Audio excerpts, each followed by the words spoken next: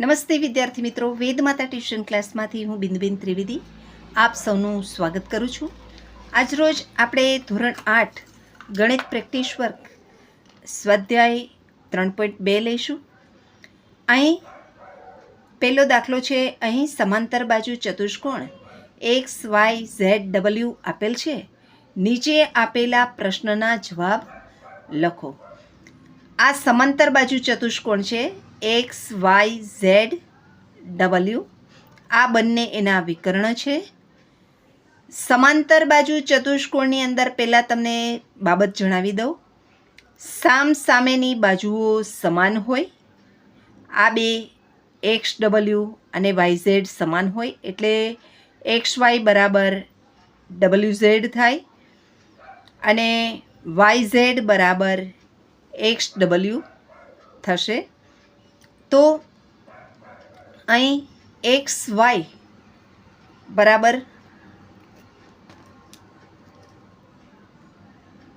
XYની સામે WZ છે તો આપણે ZW અથવા તો WZ લખી શકીએ. ZW થશે.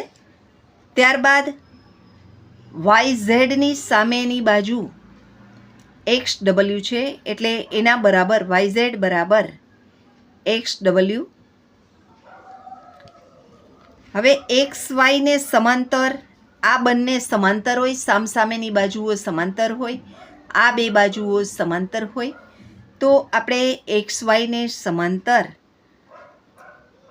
WZ અથવા તો ZW થાય અથવા તો YZ ને સમાંતર XW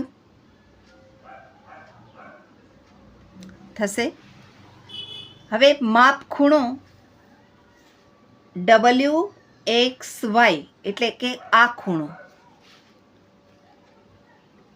ખૂણો બરાબર એની સામેનો ખૂણો થાય તો એ ખૂણાને શું નામ આપશું આપણે? YZW.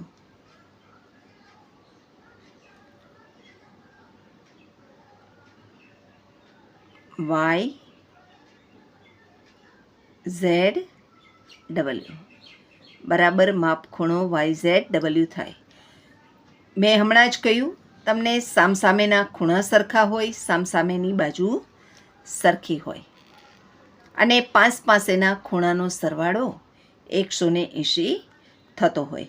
હવે અહીં XYZ બરાબર ZWX થશે. તો માપ ખૂણો ZWX થાય. અહીં સામેનો ખૂણો XYZ, એની સામે Yની સામે W છે એટલે ZWX થશે અથવા તો XWZ પણ તમે લખી શકો. ત્યારબાદ સાતમું છે XM બરાબર MZ.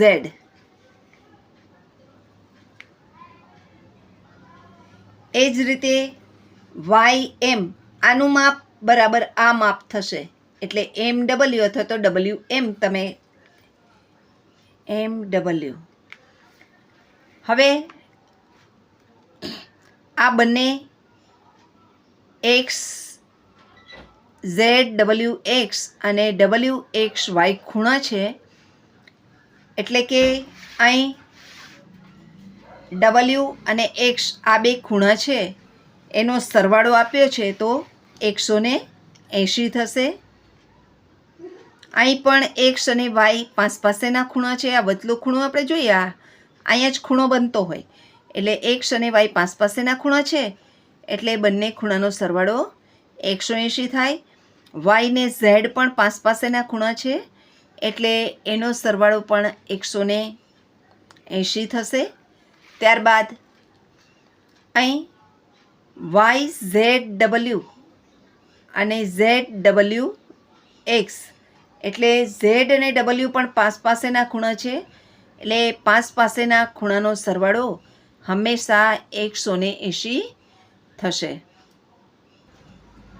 દાખલો બીજો છે, નીચેના સમાંતર બાજુ ચતુષ્કોણમાં XYZના મૂલ્ય શોધો. અહીં આપણે હમણાં જ સમજ્યા કે સામસામેના ખૂણા સરખા હોય, સામસામેની બાજુ સરખી હોય. અહીં y બરાબર 105 થશે કારણ કે સામસામેના ખૂણા છે. એટલે અહીં આપણે લખીશું કે y બરાબર 105. એટલે અને અહીં કારણ બતાવી કે સામેના ખૂણા સરખા મળે. ત્યારબાદ અહીં x બરાબર આપણે આ પાસેના ખૂણાનો સરવાળો 180 થાય. એટલે 180માંથી 105ને બાદ કરો તો આપણને xનો જવાબ મળે. એટલે x બરાબર 180 ઓછા 105 મળે. બરાબર 5 પાસેના ખૂણા પૂરક કોણ છે. ત્યારબાદ x બરાબર 75 મળે તો એની સામેનો ખૂણો z છે.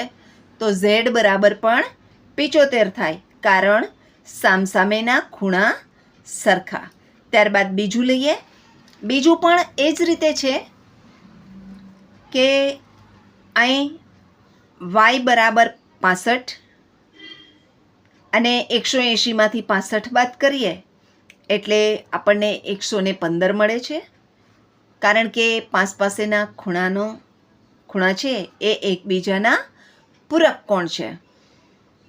ત્યારબાદ આનું 115 મળ્યું, x બરાબર 115 મળ્યા તો z બરાબર પણ 115 થશે. ત્યારબાદ ત્રીજું, એમાં y બરાબર 90 આપેલા છે અહીંયા અને અહીં ત્રિકોણ બને છે એટલે અહીંયા 90 હોય, અહીંયા 30 હોય તો આ ત્રણ ખૂણાનો સરવાળો 180 થાય. આપણને ખબર જ છે ત્રિકોણના ત્રણ ખૂણાનો સરવાળો 180 થાય. તો આપણે 180માંથી બાદ કરીએ આ બંનેનો સરવાળો 90 અને 30 એટલે 120 બાદ કરીએ તો આપણને 60 મળે. એટલે x બરાબર 60 થયા. હવે આ જુઓ તો આ બે એકબીજાના યુગ્મ કોણ થાય છે એટલે z બરાબર પણ 60 થશે કારણ કે તેનો યુગ્મ કોણ છે.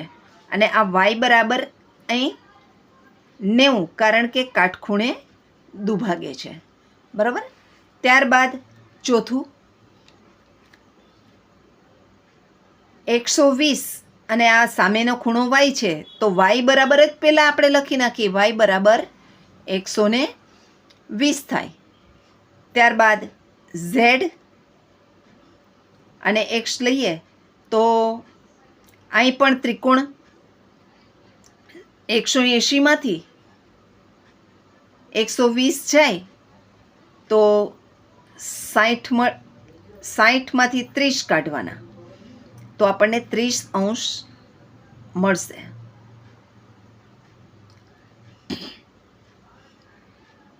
એકસો 80માંથી 120 કાઢી એટલે આપણને અહીંયા ઝેડનો ખૂણો શોધી છે 120 મળે. 120 કાઢી એટલે 60 મળે અને 60 મળ્યા આ બેના ભેગા થઈને એટલે આ 30 છે એ કાઢી એટલે આપણને ઝેડનું માપ મળે. એટલે આ 60માંથી આપણે 30 બાદ કર્યા એટલે 30 મળ્યા. તો આ ઝેડનો યુગ્મ કોણ છે x એટલે x બરાબર 30 કારણ કે યુગ્મ કોણની જોડ છે. ત્યારબાદ અહીં 180માંથી 50 બાદ કરો એટલે તમને 130 મળ્યા. વાયની સામેનો ખૂણો 130 આ 130 મળે છે તો એની સામેનો ખૂણો y છે એટલે y બરાબર પણ 130 થશે. હવે 130માંથી 130 ને 180માંથી બાદ કરીએ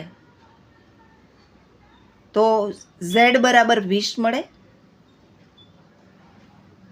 અને x બરાબર પણ 20 મળે છે.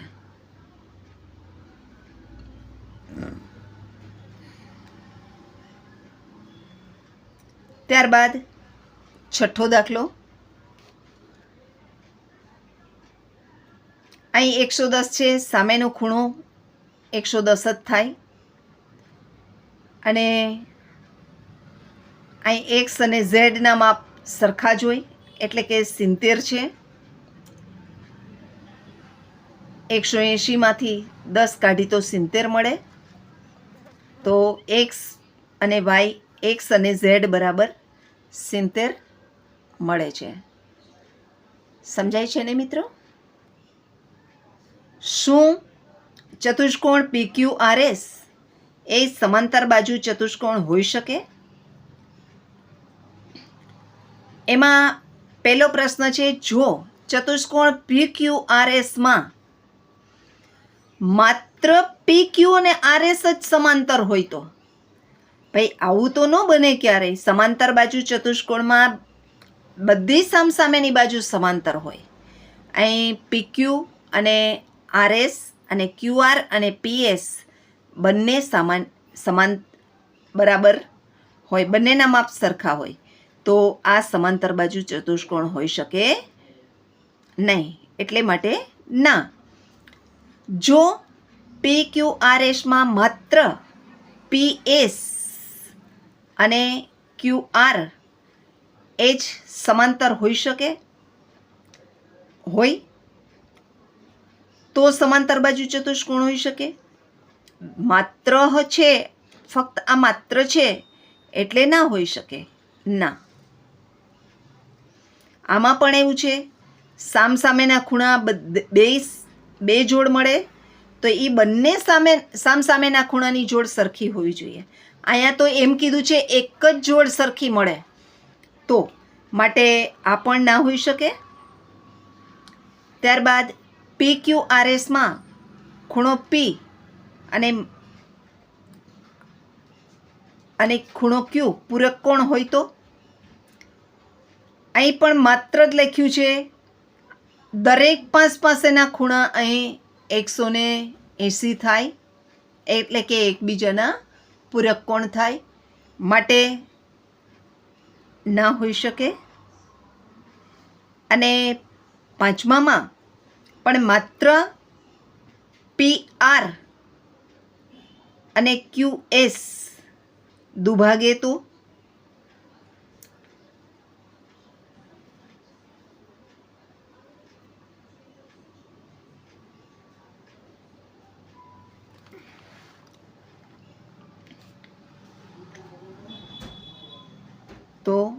ના હોઈ શકે. મિત્રો અહીં આપણે દાખલા નંબર 1, 2 અને 3 કર્યા. ચોથા દાખલાથી આપણે આગલા વિડીયોમાં કરીશું. જો તમને મારો વિડીયો ગમ્યો હોય તો મારી ચેનલને લાઈક કરો, શેર કરો અને સબસ્ક્રાઈબ કરો. થેન્ક યુ મિત્રો.